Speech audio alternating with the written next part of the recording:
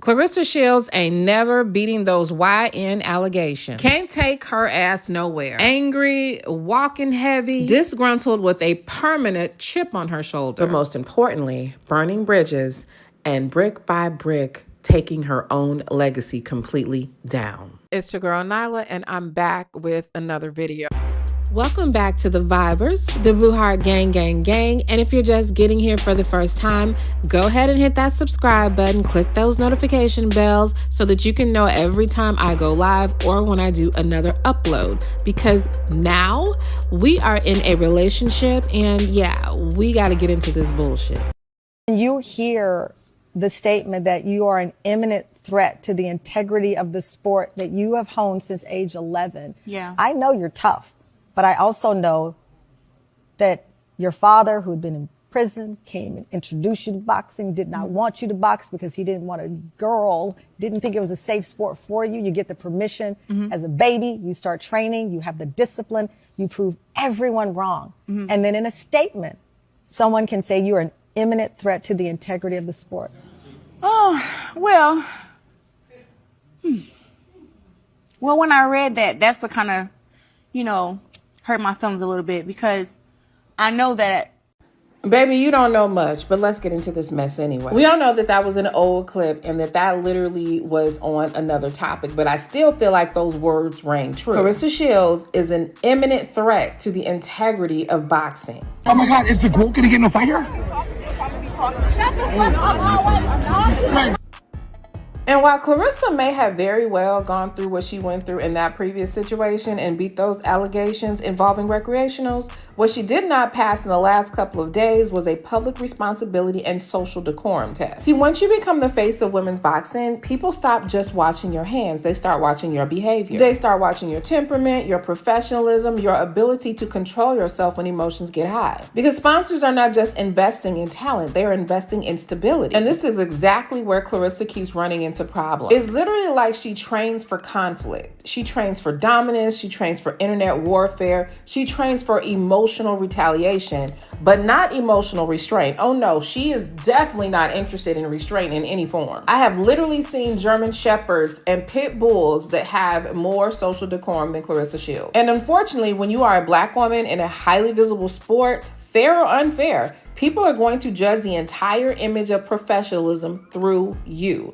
And that may not be fair, but that is absolutely the reality. Clarissa Shields may be one of the greatest female boxers alive, but at this point, she is starting to look like a liability to the very sport that she helped to elevate. Because how do you go from Olympic gold medals, undisputed titles, $1 million visibility, and becoming the face of women's boxing to now being accused of putting hands on another fighter at an event, having charges potentially pursued against you, and reportedly getting banned from MVP promotions? At what point does the conversation stop being about greatness and people hating on you and everybody's jealous of you and colorism and all this mess, and start becoming about self-destruction? Because I don't know about y'all, but I am sick and tired of these bitches are hating on me and everybody's jealous of me trope. You perpetually stay in some bullshit and sis, you just gonna have to sit in it. And before anybody starts screaming that people are trying to humble a strong black woman, let's be very honest about something very uncomfortable.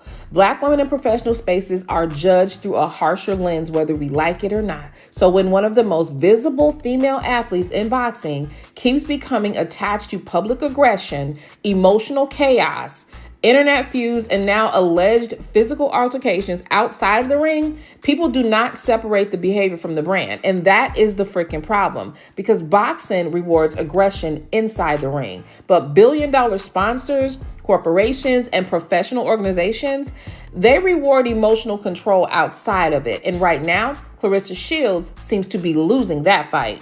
So we all know that this has been a long-standing beef and tension in between Clarissa Shields and Alycia Baumgardner. But I want to get into the psychology of this, because a lot of people are hitting the surface of this issue without fully unpacking what may actually be going on underneath it. Now, one thing I will say is this: a lot of people are not entirely wrong when they point out what appears to be a pattern of hostility towards women that Clarissa may perceive as more conventionally attractive, more feminine presenting, more socially desired or more publicly celebrated outside of athleticism alone. We can definitely see this with her boyfriend's wife, Remy Ma, with Layla Ali, and lastly with Alycia Baumgardner. And whether people want to hear it or not, I also think colorism that she literally is perpetuating, and maybe even beauty politics, may quietly exist underneath some of these tensions too. Because quiet is kept, she's got a little colorism too. Always the light-skinned girls who think they just so pretty, and just because they born light-skinned that they just all that they can come up and talk. Oh, because you think you're pretty. I'm gonna tell you something. One, I look better than you. I look better than you, so you can get off my. That's one. And then two, why are you on my stuff if you don't like me? Why? Oh, it's giving obsessed. It's giving obsessed, light skin, red bone. Because one thing about society, especially Black society, is that women are often taught that their value is attached to not just accomplishment, but desirability. And I believe that that's why Clarissa seems to be obsessed with being desirable. And sadly, any man that I've been with, they have said that he with me for my money because they just think that I'm just not that bad of a bitch. Period. I'm not that bad. Talk, Clarissa. Champ ain't snatched or nothing like that. Charlamagne, turn your head. I am. And See that? I'm looking at you. I'm looking at you, Charlotte. I ain't looking at my man girl. I'm looking at you, Charlotte. That's our little boo. That thick ass turkey leg. Anyway. And let's be honest, Clarissa's relationship with public perception has always been complicated. I mean, homegirl threatens bloggers, she threatens rappers, she threatens to beat up men, and she literally stands on the business of being ignorant at all times. Public relations is something that she's weak at for sure. I've seen a lot of y'all videos defending me, and I love y'all for that. But to say that all these girls look like me when they don't have on makeup is a motherfucking lie. They do not look this good without makeup. I'm sorry. Listen, Clarissa is highly accomplished, right? And she's even disciplined because you absolutely have to be in order to fight at the level that she fights. She's talented, but she also comes across like somebody who feels chronically under-celebrated. Like no matter how much she achieves, she still feels overlooked, undervalued, or emotionally unchosen in comparison to women who may receive more attention for beauty, softness, femininity, relationships, or even sex appeal. I do believe that that is part of the obsession, a small part of the obsession with her boyfriend's wife, Remy Ma. And psychologically, that can create resentment, especially when a woman feels like, I work harder, I sacrifice more, I'm more accomplished, so why does she get more praise, more attention, or more public grace than me? This is where insecurity and ego injury can start expressing themselves through aggression, competitiveness, hyper defensiveness, and conflict. And we know this chick is filled with conflict. Plenty of conflict, but no conflict resolution. Okay. And then you want to hit up my bitch talking about some, can you come on our platform and tell us? But still, her biggest conflict is comparing herself to other women. And if you want extremely good, detailed breakdowns and not just the, oh, she's copying situation that a lot of people say, you need to hit my playlist up because I break it down like a fraction. And if I could take this a step further for a second, not just psychologically, but spiritually. What Clarissa may have done in that moment was open the door for a destiny swap.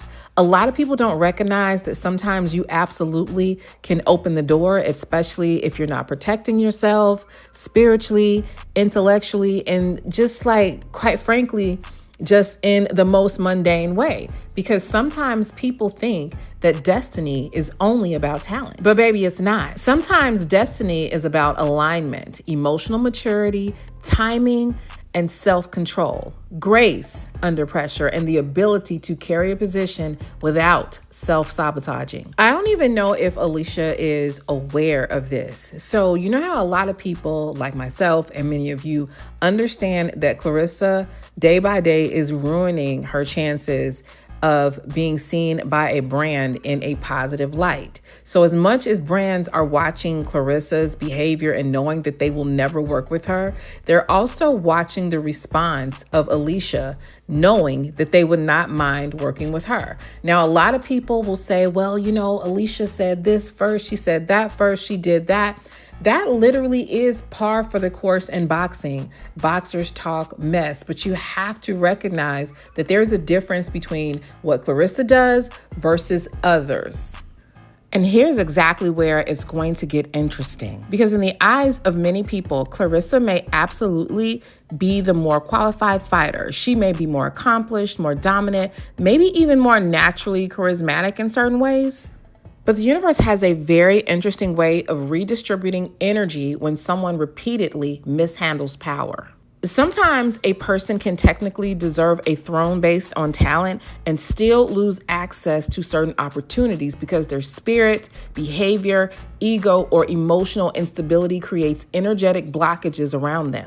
And meanwhile, somebody standing nearby, somebody less decorated, less dominant, maybe even underestimated, can suddenly become more aligned for the position that you were supposed to get because they carry themselves differently. That's the part people not talking about. Because every fight is not won through force. Some battles are won through composure, through image, through emotional intelligence and timing, through letting your opponent self-destructing who is a safer brand, who is easier to market, who looks more stable, who represents the future of women's boxing better outside the ring.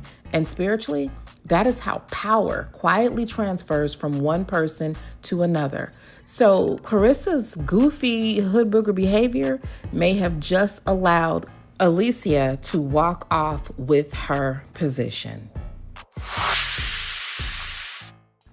And what makes this entire situation even more psychological revealing is what happened after the confrontation, because there was absolutely still a window for Clarissa to recover publicly. But instead of taking this moment to actually be a role model to girls that she says that she can mentor, she takes the hood booger route, makes light of the situation, and mocks Alicia instead, even though there are legal things looming ahead. There was a moment where she could have simply said, you know what, I was emotional, I was wrong, I let the moment get the best of me. And honestly, a lot of people probably would have respected that. People understand that fighters are emotional, people understand adrenaline, tension, and even rivalry.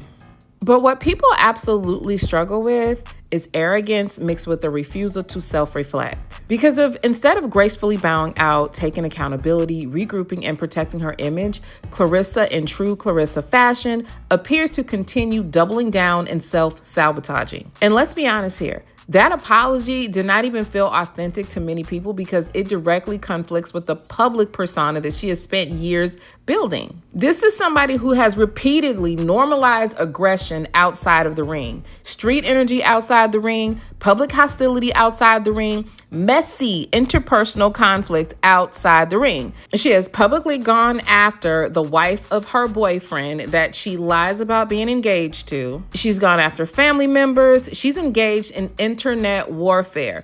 And the level of emotional escalation we've seen from her over the last year and a half, honestly, honey, is not behavior we typically even see from Z-list celebrities under pressure. I mean, she's crashing out worse than Orlando Brown at this point.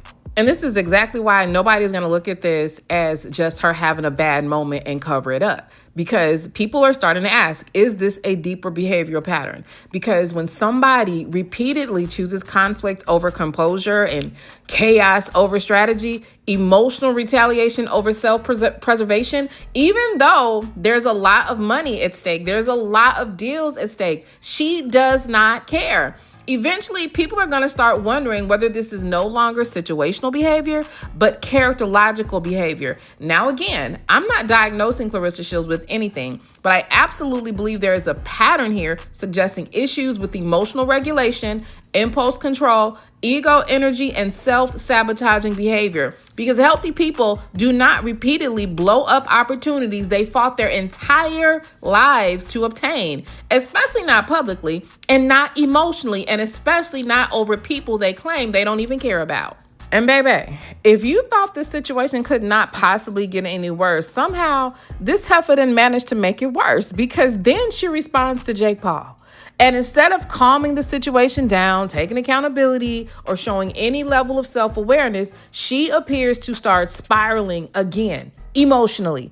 And what really stood out to me psychologically was the comparison she tried to make between her needing a few stitches versus the way she publicly laughed at Shadeja Green's brain injury.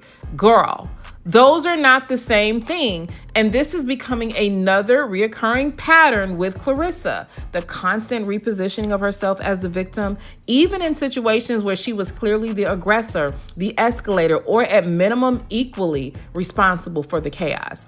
That's important psychologically, because people who struggle with accountability often reinterpret every conflict through the lens of how they were hurt, how they were disrespected, they were attacked, they're the real victim there, even when they are actively causing the damage around them. Like how she constantly comes for Remy and Remy barely responds. And as soon as Remy responds, oh my God, it's a mess. It's horrible. It's the worst thing ever. And again, here she goes inserting colorism. It's because she's a dark-skinned Black woman and nobody wants to see the dark girl win. Like, it's a shame, because there are dark-skinned girls who face colorism issues, but baby, this is not colorism. This is your funky ass attitude.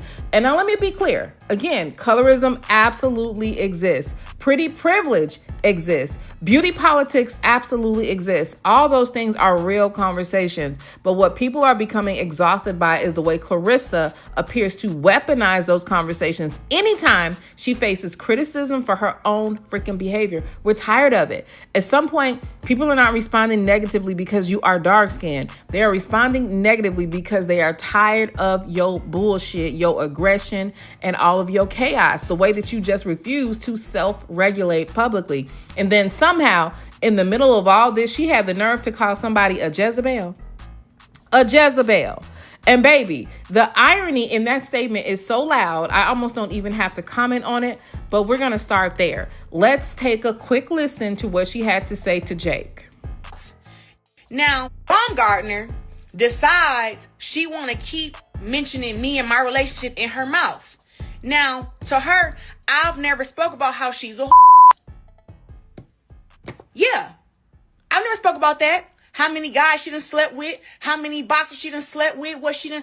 I don't speak about her life, right? But she has gotten too comfortable.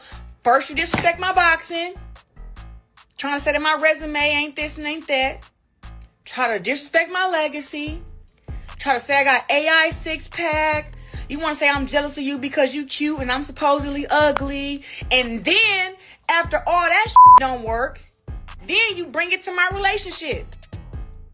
That's what the conversation was about, to tell her, keep popping it how you popping it. But keep that there out your damn mouth. Because I don't go around talking about how you're a and you have a Jezebel spirit. I don't walk around talking about that. So now, since we want to talk about it, since we talk about people's relationships, no. We about to get into it.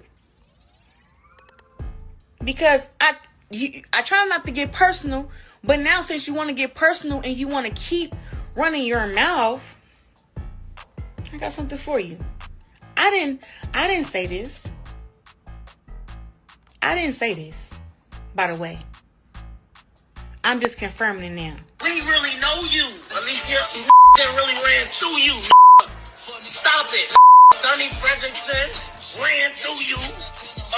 Bunny ran through you. Robert Easton ran through you, boy. Hold on. Dominique Dose ran through you. Hold on. Montana Love ran through you. I don't know got this. The fuck wrong with you, boy? Everybody has some, man. Tony just liked you. So hold on. For somebody to run around and say that I'm jealous of them, I want to be them because they so cute and they this. Baby, I'm untouched out here. Flat out. All them dudes plus more that was mentioned ain't never, could never. Now, Muffin, allegedly you were with Maserati Bud while you were with Papoose. Allegedly you were with Papoose while you were with your ex-fiance, Tony Rich. Allegedly your fiance before him you cheated on with Tony Rich. Allegedly your fiance before Tony Rich you cheated on with a previous boyfriend. Baby, I don't think this is what you want to be doing.